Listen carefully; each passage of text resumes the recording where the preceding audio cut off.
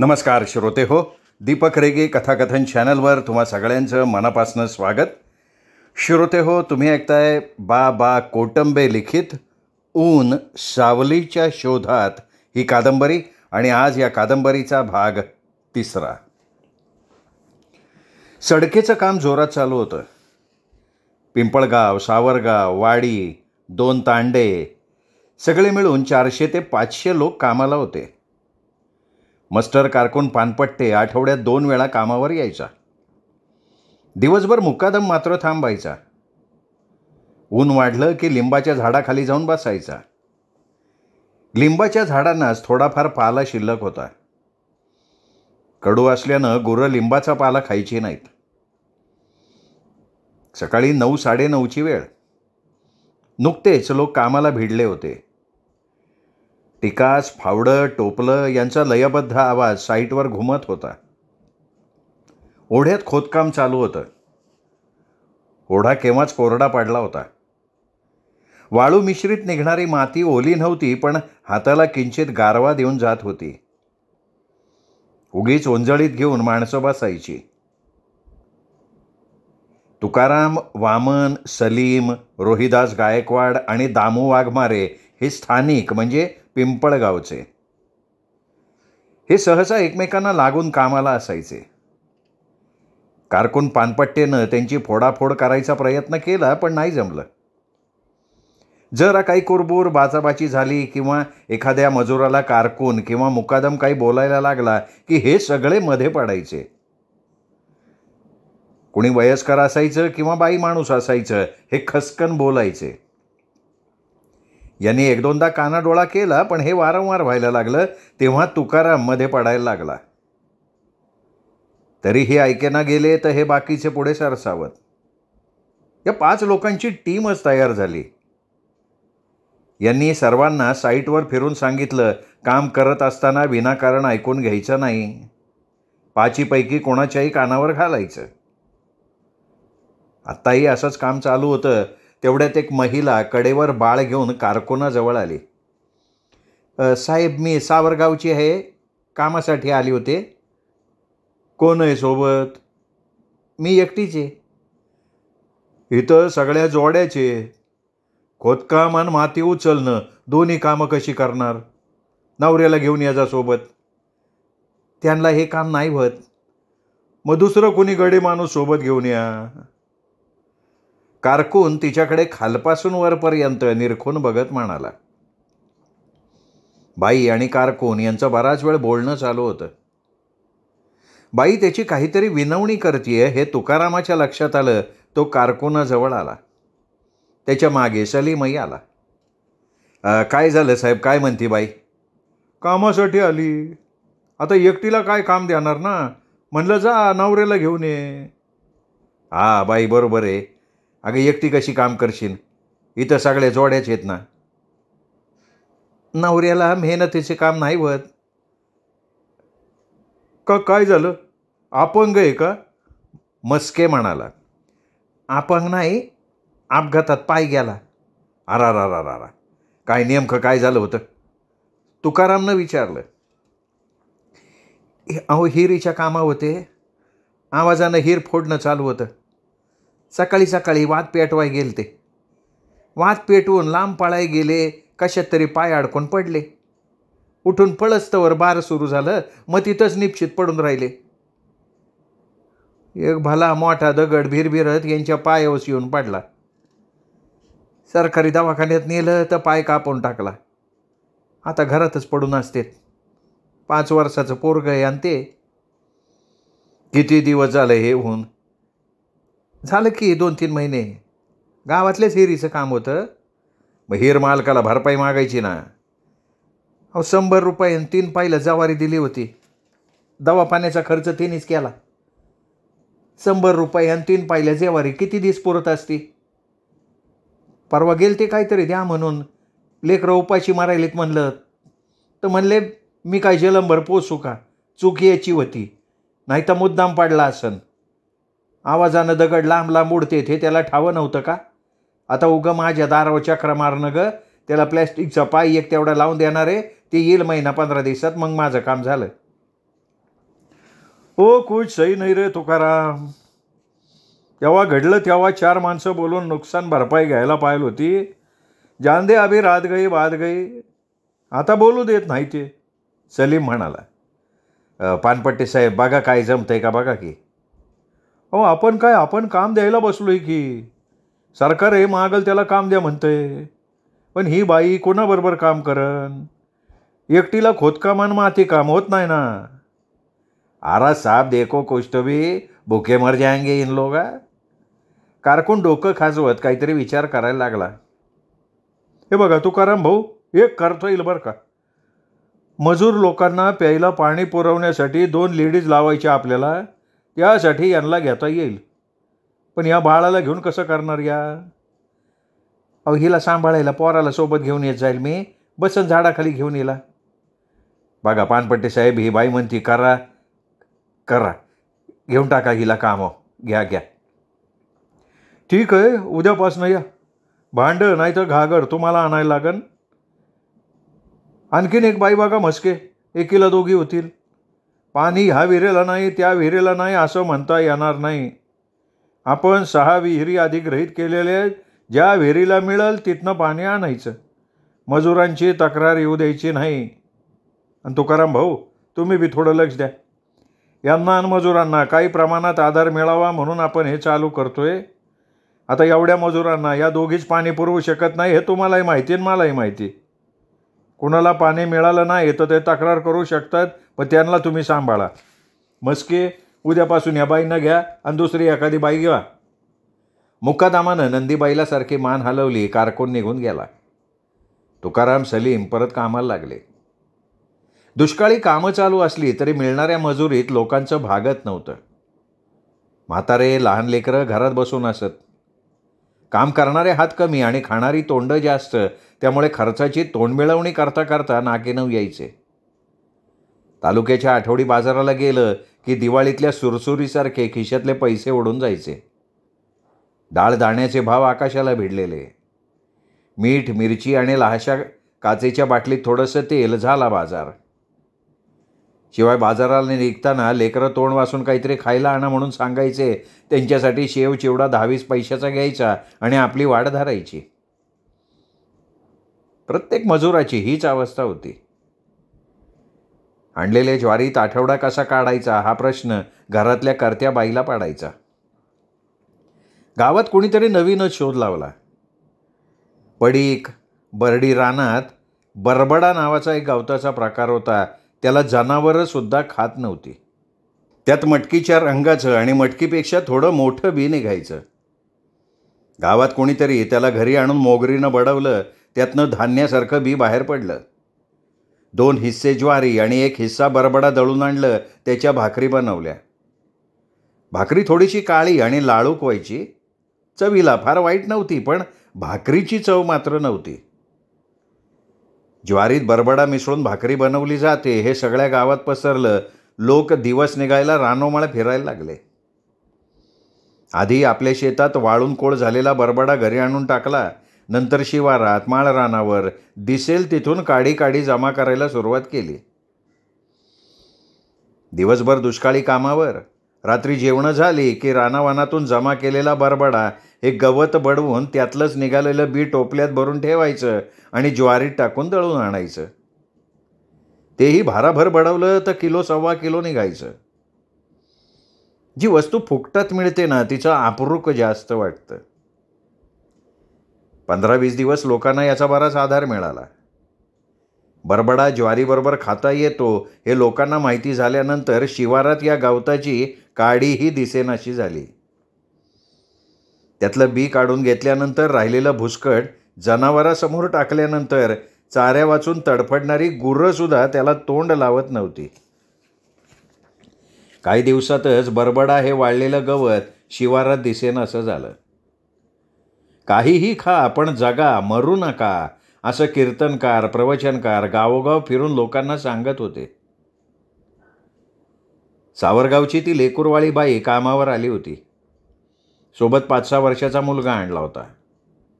तो लहान बहिणीला घेऊन जवळच्या झाडाखाली बसायचा. सगळी झाडं निष्पर्ण झालेली असल्यामुळे सावलीही भरपूर नसायची. अर्ध ऊन अर्धी सावली. ती लहानगी खेळत खेळत झोपी जायची. मुलगा तिच्या आजूबाजूला उगाच काहीतरी खेळत बसलेला असायचा. त्याच्या आईने पाण्याला जाण्यापूर्वी तुकारामला यांच्याकडे लक्ष ठेवा असं सांगितलेलं होतं. तुकारामला जरी सांगितलं असलं तरी तिथे काम करत असलेले गडी बाया सगळ्यांचं लक्ष असायचं. ही आणि दुसरी मुकादमानं त्याच्या नात्यातली एक आणली होती. दोघी संगमंग पाण्याच्या खेपा मारत होत्या. लोकांनाही जागेवर पाणी मिळत होतं. तांब्या का होईना तेवढाच आधार. आठवड्याला कामाचे पैसे मिळायचे. काही प्रमाणात का होईना दुष्काळाच्या झळा सहन करण्याचं बळ यामुळे मिळायचं. उदासले चेहऱ्यावर हसू नसलं तरी उदासी कमी जाणवत होती. नेहमीप्रमाणे सकाळी 9 वाजता कामावर लोक हजर झाले. दोघी पाण्यावाल्या बाया हातात घागरी घेऊन उभ्या होत्या. कारकून आणि मुकादम दोघेही हजर होते. मुकादम एकेकाचं नाव पुकारत हजेरी मस्तर भरत होता. पाणाड्या दोघी कामापासून थोड्याशा दूर उभ्या होत्या. मुकादम त्यांच्याजवळ गेला. कारकून थोडासा दूर होता. मुकादम दोघींना काहीतरी सांगत होता. तुम्ही जरा तुमच्या खेपा वाढवा. पाणी एकदाही मिळणार आहे म्हणून मजुराच्या तक्रारी आहेत. दोघी एकाच हिरीवर जावं असं काय नाही. तिथं गर्दी असली किंवा पाणी कमी असलं तर दोघींनाही थांबावं लागतं ना. पाणी विहिरीच्या तळाला गेलं का परत साचाही येळ लागतोय. हिरीतले झरे वरचेवर आटत चाललेत. तुम्ही खाल्ल्याकडच्या हिरीला जात जा. सावरगावच्या बाईकडे बघत मुकादम म्हणाला. दोघींनीही मान हलवून होकार दिला आणि दोघी वेगवेगळ्या दिशेनं चालायला लागल्या. आजपर्यंत दोघी जाणं येणं एकत्र करायच्या, त्याच आज वेगवेगळ्या वाटेनं चालत होत्या. साहेब, केली बरं का दोघींची फाटाफूट. सावरगाववाली खाल्लीकडच्या हिरीवर जाती. मुकादम कारकुनाच्या कानाजवळ पुटपुटला. जाऊ का मग? जरा थांबा, एखादी खेप होऊ द्या. वाड्याच्या कडीला वाहण्याची खोप आहे. या टायमाला काळं कुत्रं नसतं तिकडं. खोपीच्या तोंडाला कुपाटी लावलेली असन ती काढा आणि जरा सांभाळून बरं का. आजूबाजूला कोणी आहे का नाही आधी बघा. खोपी जवळूनच तिची जायची यायची वाट आहे. बाई फटकळे काय म्हणून सांगता येणार नाही. ते तुमचं तुम्ही बघा आणि मला कशात येऊ देऊ नका. नाही तर माझ्यासारखा गरिबाचा व्हायचा चोराडा. काय नको काळजी करू रे. तुझं नाव कुठं येणार नाही ते बघतो माझं मी. आपण त्यातले माहीर आहे. या पगाराला माझ्याकडनं तुला 20 रुपये जास्ती. किर्र ऊन पडलेलं. सावली पायाखाली घुटमळत होती. अशा या किर्र उन्हात पानपट्टे ओढ्याच्या दिशेनं चालत होता. खोपीजवळ येताच कोणी जवळपास आहे का याची खात्री करून घेतली. खिशातला रुमाल काढला, घामेजला चेहरा पुसून घेतला आणि ती येत असलेल्या दिशेला डोळे लावून उभा ठाकला. दुसऱ्या कुठल्या रस्त्यानं जायची म्हणून चौफेर नजर फिरवणं चालूच होतं. समोरचा बोडका डोंगर उन्हामुळे भकास दिसत होता.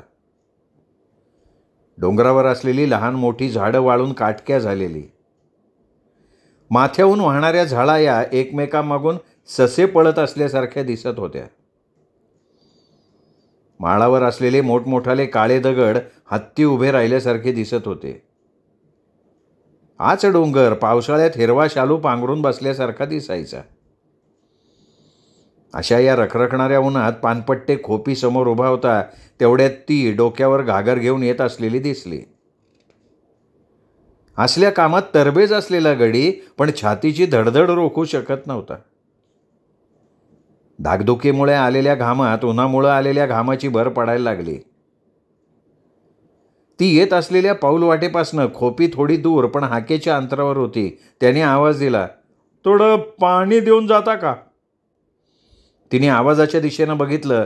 कारकून असल्याचं तिच्या लक्षात आलं. इकडं आडबाजूला कशाला आलं असेल अशी शंकाही मनात येऊन गेली. ती खोपीजवळ आली. साहेब भाऊ, इकडं कशाला आले उन्हातानाचं? काय माझं काम संपलं होतं, गावाकडं निघालो होतो. पाठीपर्यंत पायी जावं लागतंय. ताण लागली होती. रस्त्यावरून सहज नजर गेली, कुणीतरी पाणी घेऊन येत असलेलं दिसलं म्हणून आलो पिऊ. बघितलं तर तुम्ही निघालाव. म्हणलं पाणी प्यावं आणि पुढं जावं म्हणून थांबलो. पण पाणी प्यावं कशानं? मी ओंजळीत घेऊन पितो, तुम्ही वरनं टाका.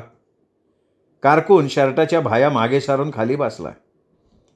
अहो तसं पाणी सांडतंय, थांबा मी पळसाची पानं आणते. पळसाचं एक वेगळंच असतं.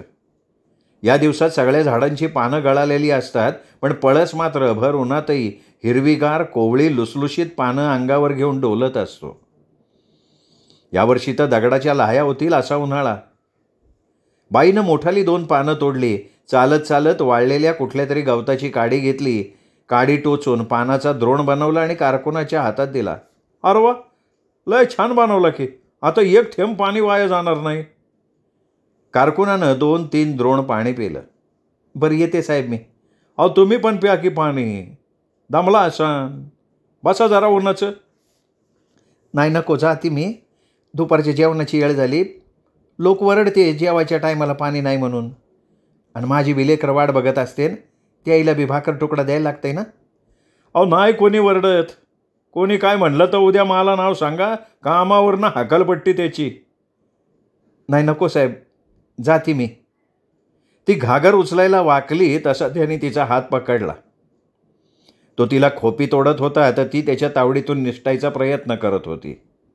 ती रडायला लागली. साहेब साहेब मी तशी बाई नाही, मला सोडा साहेब. अहो मग हे लेकरं तिकडं उपाशी आहेत, मी पाया पडते साहेब तुमच्या. कारकून काही तिला सोडत नव्हता. ती हातापाया पडत होती. तो आत ओढत होता, ही बाहेर पडायचा प्रयत्न करत होती. त्यांनी एक जोरदार झटका दिला. आत ओढलं. ती आत येऊन कोसळली. या झटापटीत खोपीच्या तोंडाला असलेली पाण्याची घागर लवंडली. आधीच उन्हानं तापलेल्या जमिनीनं पाणी पिऊन टाकलं. हलकाठा मोड द्या, सोड मला. अरे आई बहीण नाहीत का तुला? तुझी लांडगेसारखी नजर पहिल्या दिवशी ध्यानात आली होती, पण काय करणार रे? पोटाच्या आगीसाठी कामावाले मी. मला सोड, नाही तर वरडन मी. अरे किती वरड, काय उपयोग नाही होणार. एवढ्या उन्हात कोण मारायला येतं इथं? एकीकडे बोलणं आणि तिच्या अंगाशी झटणं दोन्ही चालू होतं. काही गेल्या तो हात सोडत नव्हता. हातातल्या बांगड्या फुटून मनगटात रुतल्या होत्या. त्याच्याही हाताला रक्त लागत होतं. तिची तावडीतून सुटण्यासाठी धडपड चालू होती. अखेर ती असहाय्य स्त्री उसाचं धाट हासडून जमिनीवर टाकावं तशी उन्मळून जमिनीवर पडली, कोलमडली. लांडग्याच्या तावडीत शेळी सापडावी तशी सापडली होती. आता पायातलं बळ नाहीसं झालं. चिपाडावरची पानं सोलावी तसं त्यानं तिच्या अंगावरचं लुगडं ओरबडलं. संपूर्ण शरीर गलितगात्र झालं.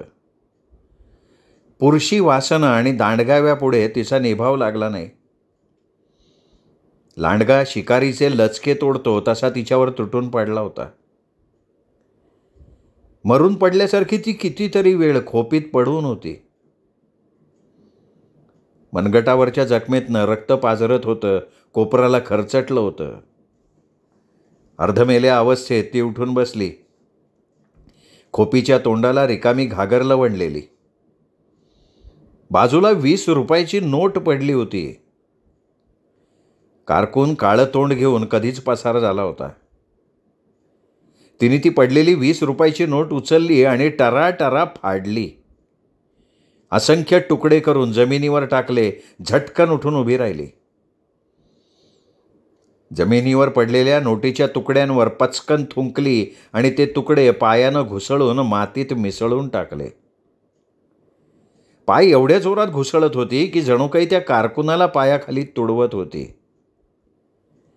त्याच्या तोंडावर, पोटावर, अवघड जागेवर लत्ता प्रहार करतीये असंच तिला वाटत होतं. नोटेचे तुकडे मातीत गायब झाले तरी ती थांबत नव्हती आणि शेवटी अश्रूंचा बांध फुटला. ती धाय मोकलून रडायला लागली. इथे कोण येणार होतं तिला सावरायला, धीर द्यायला?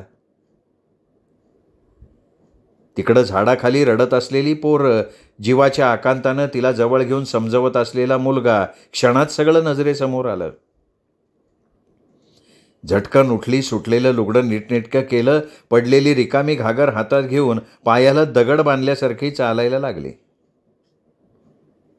झाडाखाली आली तेव्हा झाडाची सावली खूप दूर गेली होती. रडून रडून मलूल झालेल्या बहिणीला घेऊन मुलगा बसला होता. सूर्य पश्चिमेला झुकला असल्यामुळे आधीच विरळ असलेली झाडाची सावली हळूहळू पूर्वेकडे सरकत होती. तिने मुलीला जवळ घेतलं. फाटलेल्या सावलीत अंगाची झालेली आग विझवायचा प्रयत्न करायला लागली. पदराआड होताच मुलगी रडायची थांबली. तिच्या मागे मुलगाही सावलीत आला. त्याच्या हाताला धरून त्यालाही जवळ घेतलं. मुलीला पदराआड करून मुलाच्या घामेजल्या चेहऱ्यावरनं हात फिरवला. तसा डोळ्यात पाणी आणत तो आणखीनच बिलगला. किती उशीर केला. अगं बारकी, काय केलं तर रडायची थांबतच नव्हती. सगळे माणसं जीवन कामाला लागले बी, मला तर लय भूक लागली. वैर बाळा, उशीर झाला. चल आता घरी जाऊनच भाकर खाऊ आपण. खरं तुला झाली सुट्टी? वय झाली. चल. झाडाच्या बेचक्यात ठेवलेलं भाकरीचं बोचकं मुलाजवळ दिलं. एका हातात रिकामी घागर आणि कडेवर मुलीला घेऊन घराकडे चालायला लागली. उतरतीचं ऊन चेहऱ्याला चटके देत होतं. काही अंतरावर काम करत असलेली बाया माणसं तिच्याचकडे बघत होती. ती कोणाला काहीही न बोलता निघून गेली. तुकारामनं वामन, सलीम, रोहिदास आणि दामू यांना खुणवलं. अरे बिडी काढी, काय आहे का नाही, का नुसतं कामं करून घेत आहे? तुकाराम म्हणाला. ज्या झाडाखाली ती बाई आणि तिची लेकरं बसली होती तिथे तुकाराम येऊन बसला. खरं तर बिडीचं निमित्त होतं. बाई पाण्याला गेलेली, खूप उशिरा आली, तेही घागर रिकामी घेऊन. केस विस्कटलेले, नेसलेलं लुगडंही नेहमीसारखं नीटनेटकं नव्हतं. चेहरा थकलेला आणि भरपूर रडल्यासारखा. नेहमी हसरे चेहऱ्यानं सगळ्या बायांना, गड्यांना दादा, आप्पा, भाऊ करत मिसळून राहणारी, सुट्टी झाली की सगळ्यांना बोलून जाणारी आज अशी अचानक आणि दुपारीच निघून का गेली, हे सगळ्यांना खटकत होतं. वामन, अरे ही अशी मध्ये कशी काय गेली?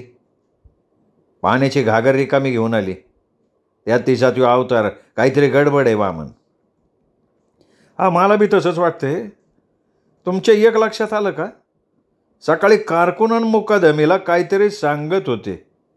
आपण तिकडं कामा होतो, ऐकू येत नव्हतं. नंतर ही घागर घेऊन निघून गेली आणि तिने आज एकच खेप आणली बरं का. नंतर कारकून निघून गेला. दिवस मावळला तरी न हलणारा मुकादम कारकुनाच्या पाठोपाठ निघून गेला. आणखी एक, पाण्याला दोघी येत नव्हं. रोज दोघी संगमंग पाण्याला जात्यात येत्यात. पण आज दुसरी बाई आधीच निघून गेलती. रोहिदास गायकवाड तुकारामकडे बघत म्हणाला. आम्ही म्हणतो काहीतरी नक्की झालेलं आहे.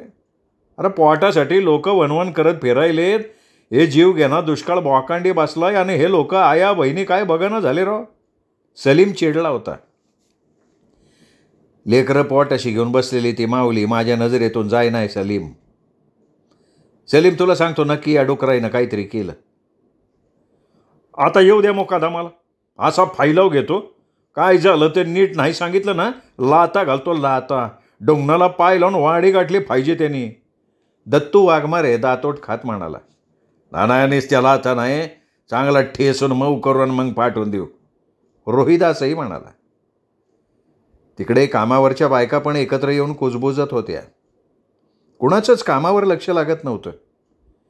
दिवसभर आग ओकणारा लाल गोळा माळाआड सरकत होता. सूर्य मावळताना असंख्य पाखरं उडताना किलबिलताना दिसायची. ती सुद्धा कुठे गायब झाली होती आज कोणास ठाऊक. अंबरणाऱ्या गुरांचा आवाज चुकूनही कानावर येत नव्हता. निसर्गानं सगळं चित्रच बदलून टाकलेलं होतं. माणूस असो नाही तर प्राणी, आशेवर जगत असतो तो. तशीच दुष्काळग्रस्त माणसांची जगण्यासाठीची धडपड चालू होती. असंख्य अडचणींवर मात करत ती जगतही होती. श्रोते हो, तुम्ही ऐकताय बा कोटंबे लिखित ऊन सावलीच्या शोधात ही कादंबरी. आज या कादंबरीचा 3रा भाग इथेच संपला. 4था भाग ऐकण्यासाठी उद्या भेटूयात दीपक रेगे कथाकथन चॅनलवर. तोपर्यंत नमस्कार श्रोतेहो.